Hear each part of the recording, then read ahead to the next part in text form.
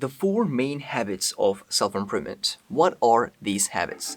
These habits are essentially exercising, meditation, reading, and journaling. So my friends, these are habits that I've been talking about on my channel, on my brand for years now. Like as an 19-year-old, I can literally say I've been talking about these things for like years now. And I feel like they are incredibly important. I feel like they're the basis of self-improvement. I feel like they're the keystones that we have to build to become the man we're supposed to become. And I'm not saying that everybody has to meditate, everybody has to journal, everybody has to read, everybody has to exercise. I feel like everybody has to exercise. I feel like everybody has to read. But when it comes to meditation and journaling, a lot of people don't do them. It's just that I feel like I've gotten a lot of benefits from them. And that's what I'm going to be explaining to you in this podcast episode. So, how did they help me? I'm going to explain each one how essentially that habit changed my life. So personally, I've seen a tremendous benefit from journaling, exercising, and reading. I haven't seen a tremendous benefit from meditation. I'm going to talk about that too. I feel like when it comes to journaling, I feel like journaling was the first habit that I started properly.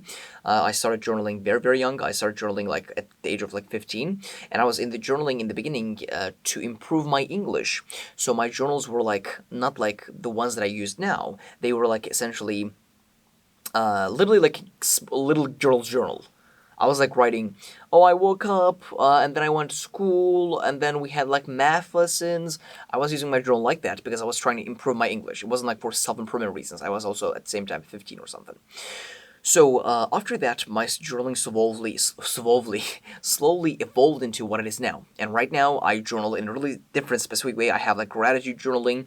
I have like goal-oriented journaling. I have like brain dump journaling. Different type of things that I do now.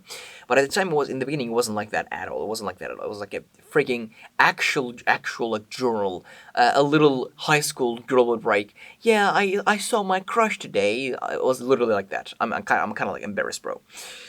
So, journaling helped me so much when it comes to mental clarity and motivation. These two things, journaling helped me so much.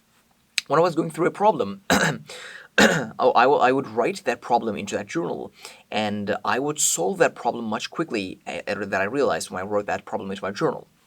The reason why was because when you are thinking thoughts in your head, right, you can't really solve problems. It's like all really complex and like combined in each other. Like you can't really solve anything, but you write it down. I feel like you can find the answer much quicker, and that's what I realized in my life.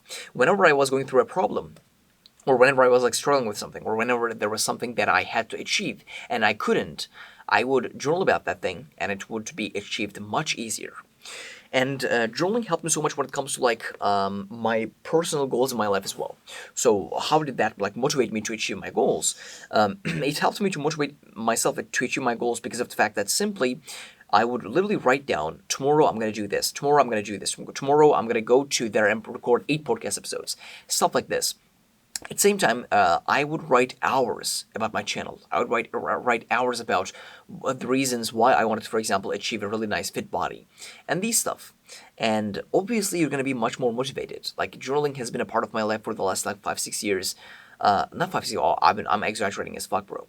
For like 4 years. But the first 2 years are like fucking embarrassing shit. So the last 2 years are like the thing that where I do actually like proper journaling.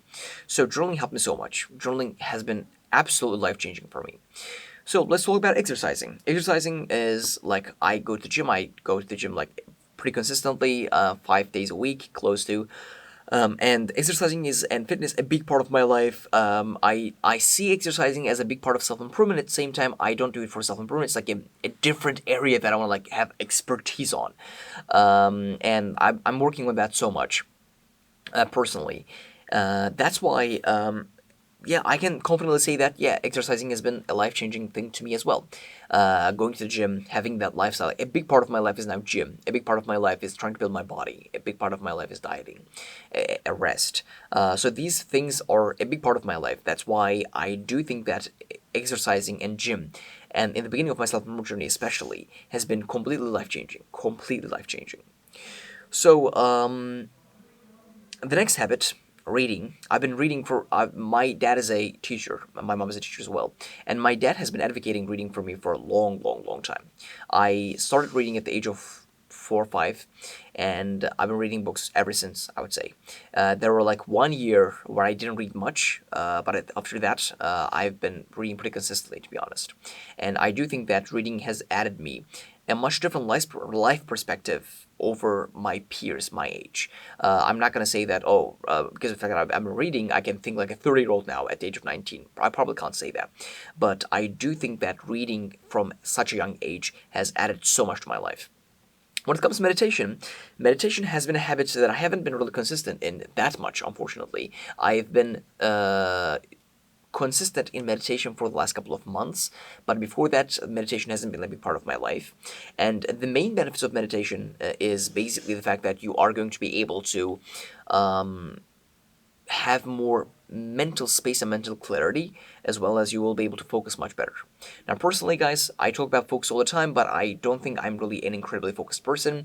I'm building my skill of focus slowly because, like, when I'm recording these podcasts, yeah, I'm focused. But when I'm, for example, editing something on the computer, when I'm writing, when I'm like writing an essay, when I'm writing a video script, I'm not really focused. I get distracted all the time. I'm solving that issue. Yes, I'm working on that issue.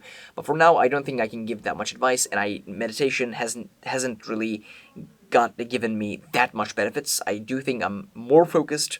Obviously, more focused than the average person. Obviously, meditation has added me a lot of things, but not at that level yet, maybe. So, how do you integrate these habits into your life? How do you go about it, basically?